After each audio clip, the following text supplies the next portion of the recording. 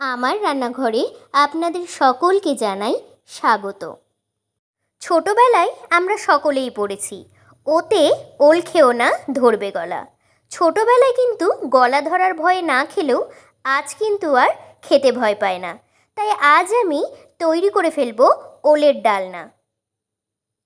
প্রথমেই আমি ওলের খোসা ছাড়িয়ে নিয়ে এমনই ছোট ছোট টুকরো করে কেটে ভালোভাবে ধুয়ে নিয়েছি।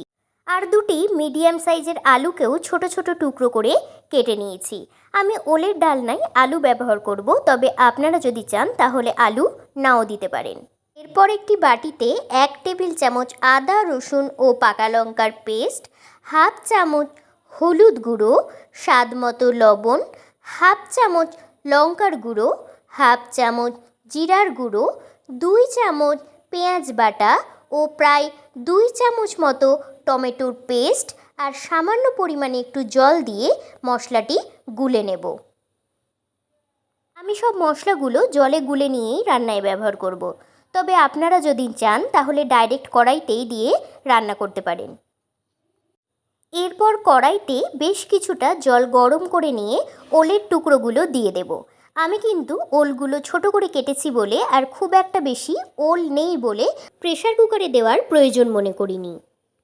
এবার এর মধ্যে দিয়ে দেব একটু লবণ ও একটু হলুদ গুঁড়ো, আর মিডিয়াম আঁচে প্রায় 10 থেকে 15 মিনিট মতো সেদ্ধ করে নেব। এই সময় অন্যদিকে কড়াই গরম করে নিয়ে তার মধ্যে দিয়ে দেব 2 টেবিল চামচ সর্ষের তেল। আর তেল গরম হয়ে এলে ফোড়নের জন্য 1 চামচ গোটা জিরে, একটি তেজপাতা ও কিছুটা গরম মশলা দিয়ে দেব। এরপর ফোড়ন একটু ভেজে নিয়ে এর মধ্যে দিয়ে দেব আলুর টুকরোগুলো। গ্যাসের ফ্লেম মিডিয়ামে রেখে কয়েক মিনিট সময় নিয়ে আলুগুলো কিন্তু ভেজে নিতে হবে। এতে কিন্তু আলুগুলো বেশ কিছুটা নরম হয়ে যাবে। আর আলুর মধ্যে 1 চিমটে লবণ ও 1 চিমটে হলুদ দিয়ে আলু ভাজতে থাকবো। দেখুন আলুর টুকরোগুলো কিন্তু বেশ লাল হয়ে গেছে। এবার এর মধ্যে দিয়ে দেব মশলার মিশ্রণটি। এবার আলুর সাথে মশলা ভালোভাবে কষাতে থাকবো। আর কিছুক্ষণ কষিয়ে নিয়ে দিয়ে দেব কয়েক ছটাক চিনি, আর ঢাকা দিয়ে রেখে দেব কয়েক মিনিটের জন্য। তবে আপনারা চাইলে চিনি কিন্তু নাও দিতে পারেন। আর 5 থেকে 6 মিনিট পর ঢাকা তুলে নিয়ে একটু নাড়াচাড়া করে নিয়ে সেদ্ধ করা ওলের টুকরোগুলো দিয়ে দেব। এবার কয়েক মিনিট সময় নিয়ে ওল আর আলুর সাথে মশলা ভালোভাবে কষিয়ে নেব। দেখুন ওল কিন্তু খুব সুন্দর সেদ্ধ হয়েছে। এবার একটু জল দিয়ে হালকা একটু নাড়াচাড়া করে নিয়ে ঢাকা দিয়ে রেখে দেব কিছুক্ষণের জন্য।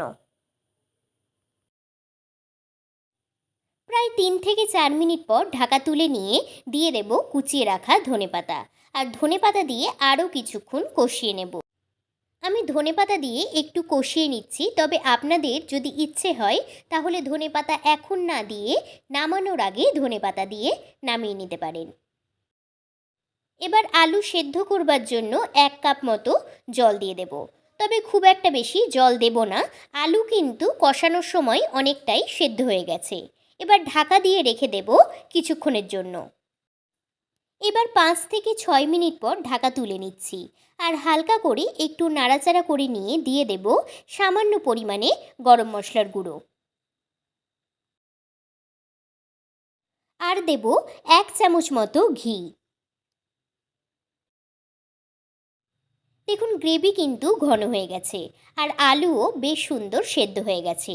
এবার সব কিছুকে ভালো করে একটু মিশিয়ে নেব, আর গ্যাস অফ করে স্ট্যান্ডিং টাইমে রেখে নামিয়ে নিলে রেডি হয়ে যাবে ওলের ডালনা।